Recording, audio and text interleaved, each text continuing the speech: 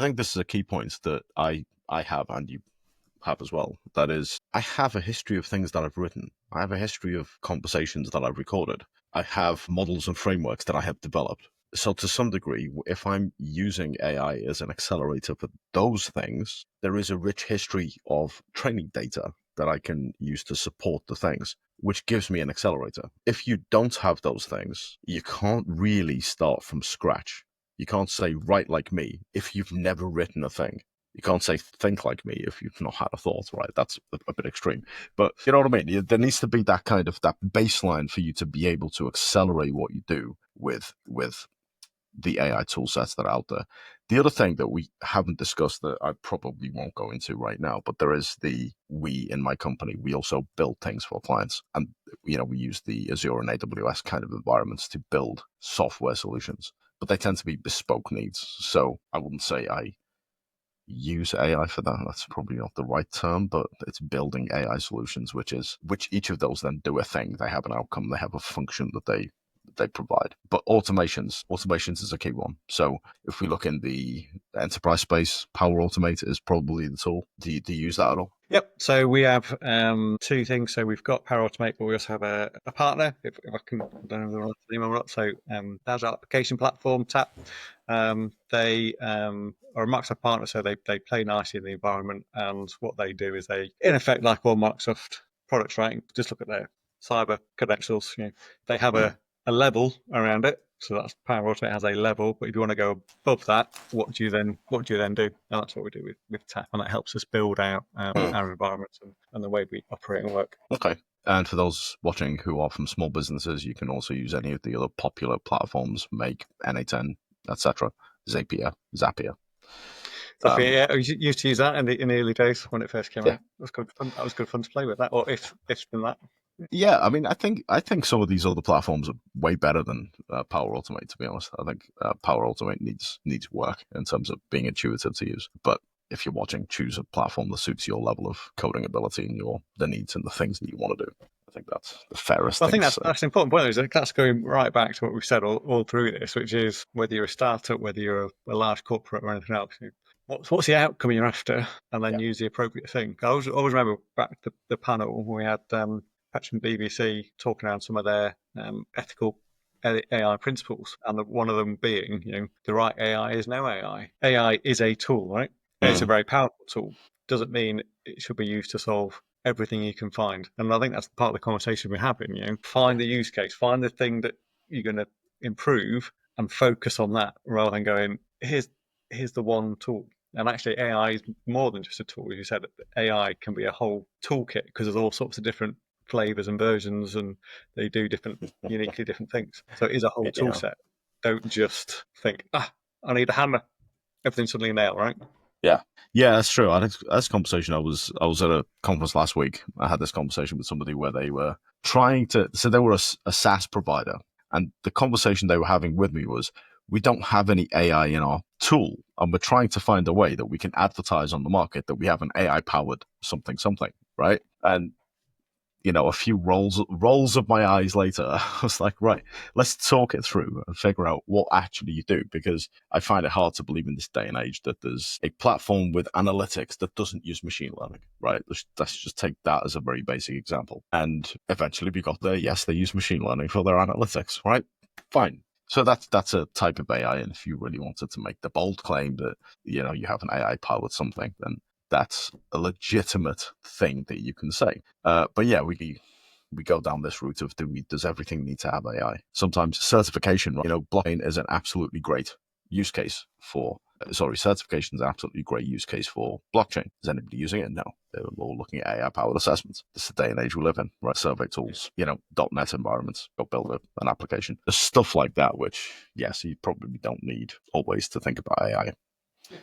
But that's the point, is it, about is it black or white, right or wrong? And everything at the moment, we saw what FOMO earlier, didn't we? Everything at the moment, every tool out there is trying to find a way of, how can I say my thing uses AI? I'll find the smallest little thing, and I can say, congratulations, you're now AI. Are you really though? And that's what makes it hard for the consumer, right? And the user. It goes, look, apparently every 3 days a new AI tool comes out. there's a massive scale of what that may or may not be, right? And how AI is it versus, okay, that's just lipstick on a pig. You see, I get really ranty and annoyed by this, which is I'll go to a conference and everywhere you look, it's like, this is my AI powered coffee cup, right? And it's like, seriously, guys, that's like the whole junk tech side of the market. And the only reason junk tech exists is because you can sweet talk somebody who doesn't know anything into parting with their budget. And that leads me down the other ranty thing, which is big companies, and I mean huge companies, globals, multinationals. They will have people in positions, not everybody, of course. I'm not looking at you if you're watching this and thinking I'm talking about you, but not everybody, but there will be people in positions who got there because they used to drink with the CEO or because they came to the end of their useful life as whatever they were doing. And somebody said, do you want to go over here? Sideways moves. Everybody rises to the level of their own incompetence or something, whoever said that, right? So you've got this, and in big corporations, it's a problem. Why? Because they have more people. So you're going to have more people in these kinds of positions. And usually, if they've been there long enough, Joe was there for 20 years and, he used to do whatever he did, and now he's somehow the head of this team.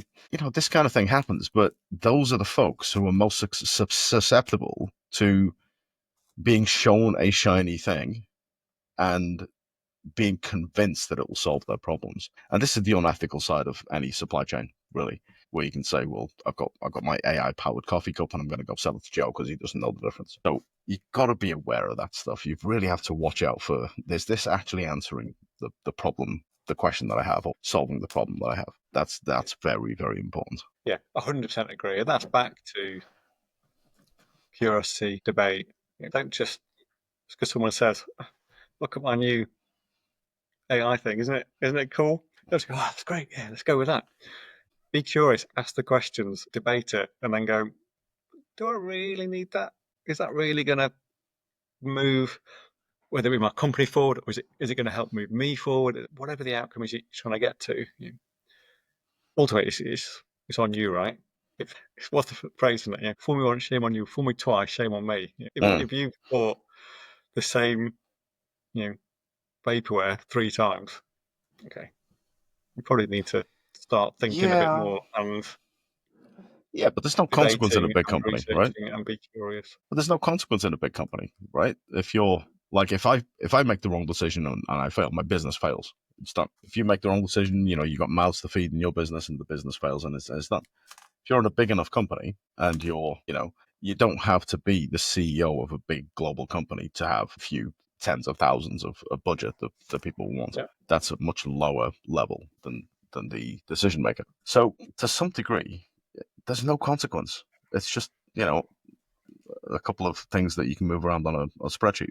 So I don't think that this accountability point exists for the biggest of big companies. I think you're right, but to pick up your point, we're the same. When we started, I've often said to people, especially in the sales space, if you've come from a large SI, right, you used to say, we're not going to hit this quarter. All right, we'll just shift that number on your spreadsheet, move it to that column, and we'll rework it.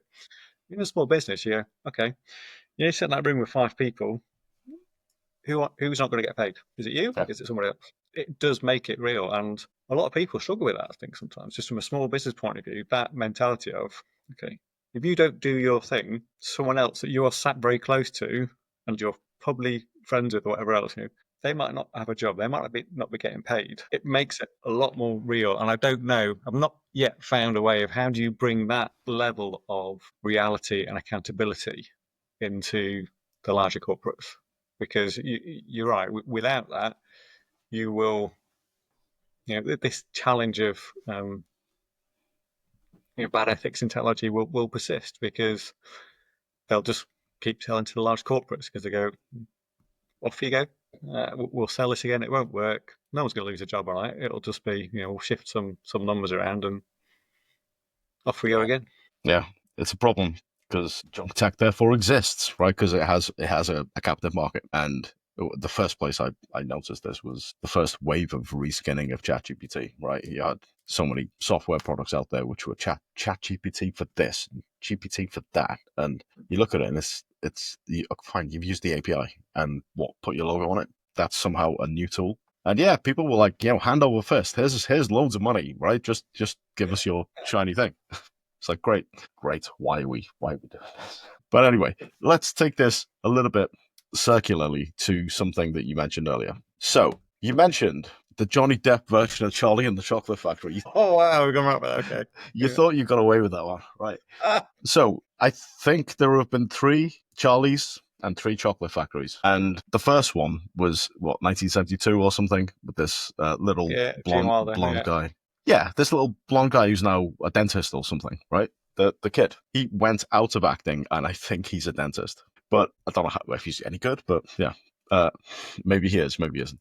And yeah, Gene Wilder and all of those folks. And I remember he found a shiny 50p in a gutter somewhere, right, in the snow. And then he went off and bought some chocolate bars. And then you had the Johnny Depp version. And then there's a new version with someone else that I haven't seen. But of those three versions, whichever ones you've seen, Dave, you've seen the Johnny Depp version and the original? I've seen the original and Johnny Depp version, and I think you might be talking to some really sad now because I've got kids. And the one you might be talking about is Wonka, which is a prequel to the original Charlie. Or like an origin story, like how we got his factory or something. Yeah, right? yeah. Okay. So, sorry, I thought there were 3 of the same film, which is why I didn't bother. It's like, why am I going to watch the same thing again? It's like Batman, right? Have you seen Batman? Like, how many times do I need to see the pearls drop to the floor before I understand that this is, the same origin story that I've seen 1,000 times? But yeah, I mean, there were nuances and differences between the 2 that I saw. And the first one had this feeling of need, right? That kid, he felt like he needed that. He needed that trip. He needed that chocolate. He was, he was too poor to have that kind of luxury in his life. But he was a hardworking guy, and all of this stuff. He seemed like a good kid. And then he went home to his parents and his grandparents, and somehow, after being in bed for like 30 years and muscles atrophied, this guy jumps up and starts dancing around the room. Don't know quite how that works, and then they go off. And they go through a series of adventures, and eventually the honesty of the boy is the thing that wins him the prize at the end, right? So honesty was the thing all along. The Johnny Depp version didn't really have any of that kind of feeling to it. It was a bit more just, okay, it kind of looks weird for the sake of looking weird, but it didn't really hit me as a story. What were your opinions of these 2 films?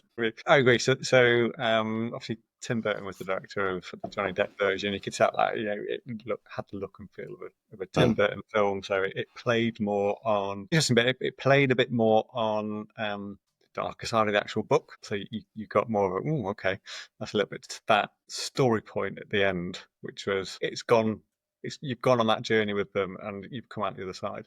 What I would say about the first one though, as much as it's Charlie's honesty, I would argue, I'm really sad now, the only reason his honesty was taken into account was because of his grandpa's bravery, because it was his grandpa that kind of went into the room to start with and said, we're going to have it out with this guy. And yeah, all of that got missed in the second film. It just became, probably. Yeah, isn't it nice? Bit dark, a bit weird.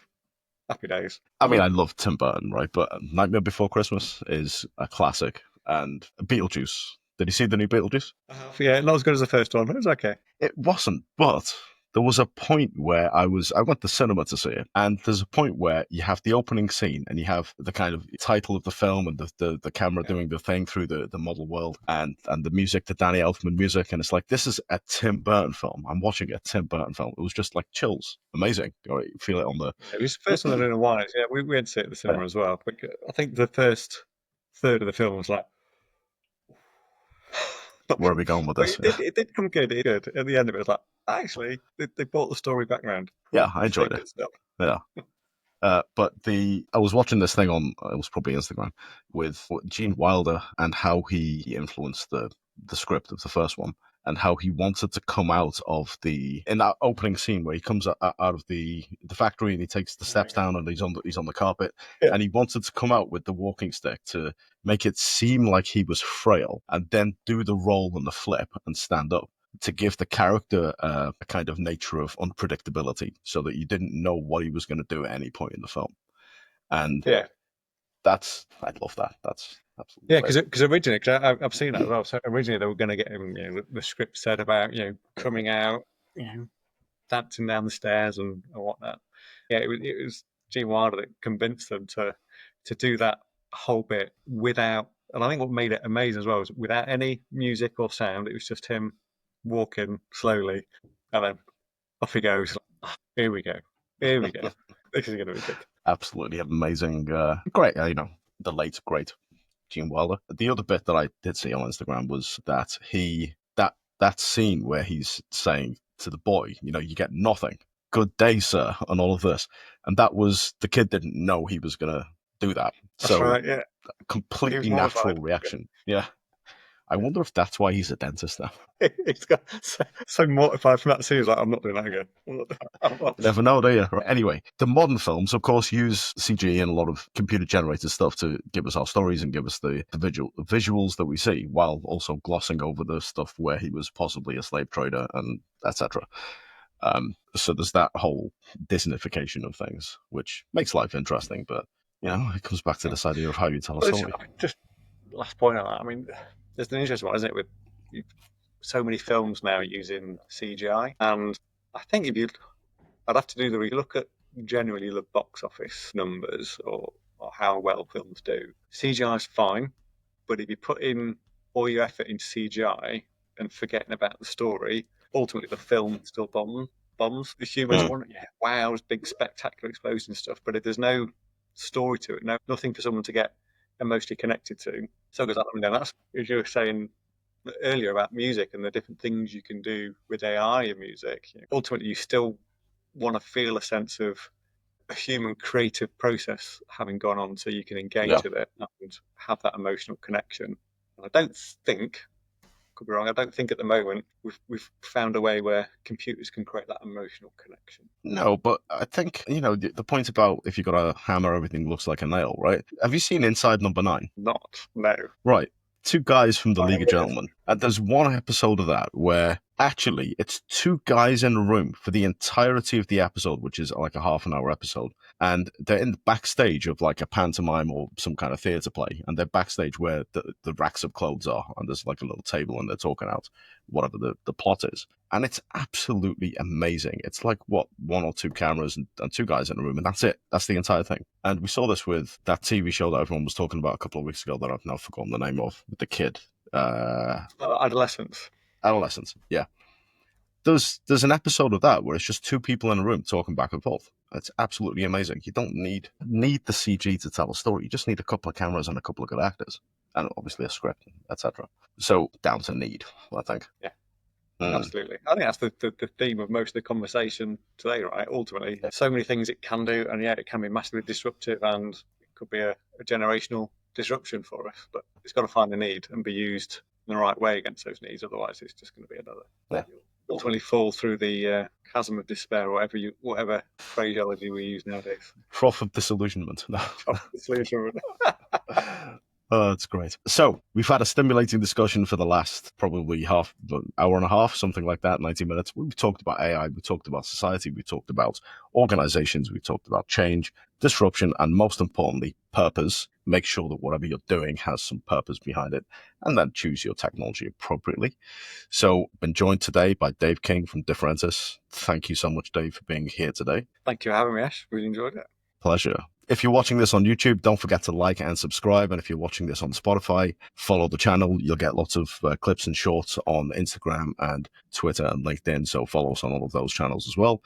But for now, signing off. See you next time.